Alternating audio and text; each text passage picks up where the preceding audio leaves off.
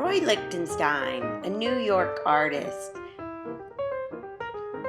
He loved comic books. He was a teacher and a father.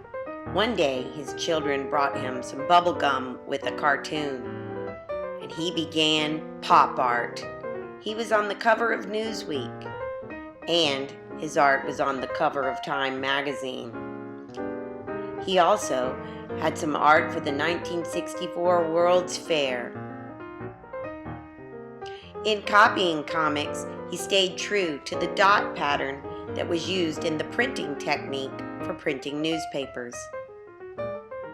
And then he began copying the masters, painting large wall-size paintings. Here's one he copied. This is Vincent van Gogh's room. And here it is to show you how large it is in a gallery. But here's Roy Lichtenstein working on his. So even though he copied art, he gave it his own style. Many of his pieces depicted scenes of fighting because he was a soldier in World War II. Today we're going to look at onomatopoeia, a word that's also a sound. Varoom is a good example. What would make that sound? How about crack?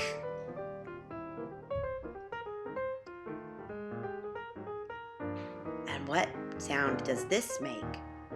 Grrr. Pow. Boom. I bet you're getting the idea. Ouch. And bzzz. These words are onomatopoeia. They are also sounds. But let's not forget to dot. We're going to begin finding the center of our paper.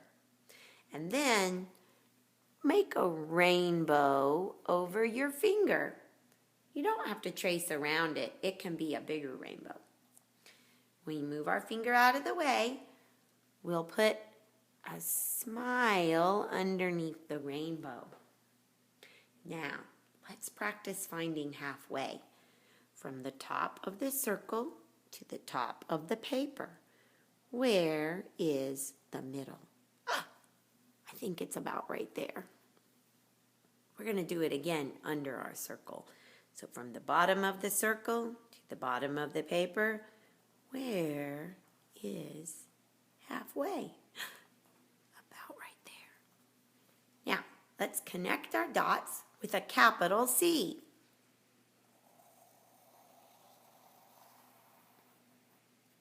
And now, to finish this donut shape, we'll make a backward C on the other side. Perfect. Now we have a bubble letter O. Let's make a bubble letter P. A tall line that is as tall as our bubble letter O. A vertical line by the side of our paper. Now we'll turn that into a capital L with a short little line coming out to the side. Again, what is halfway?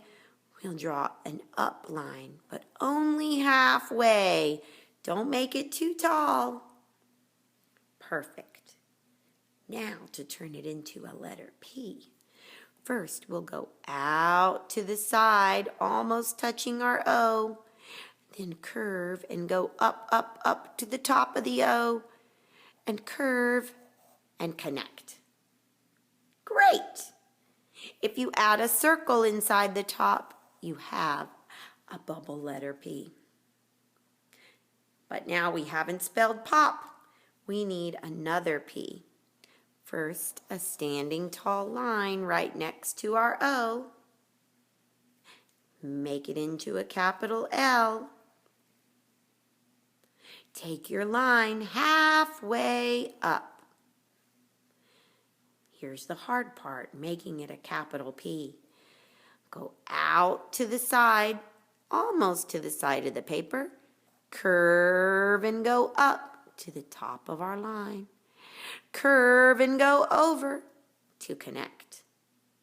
Add a circle inside. perfect.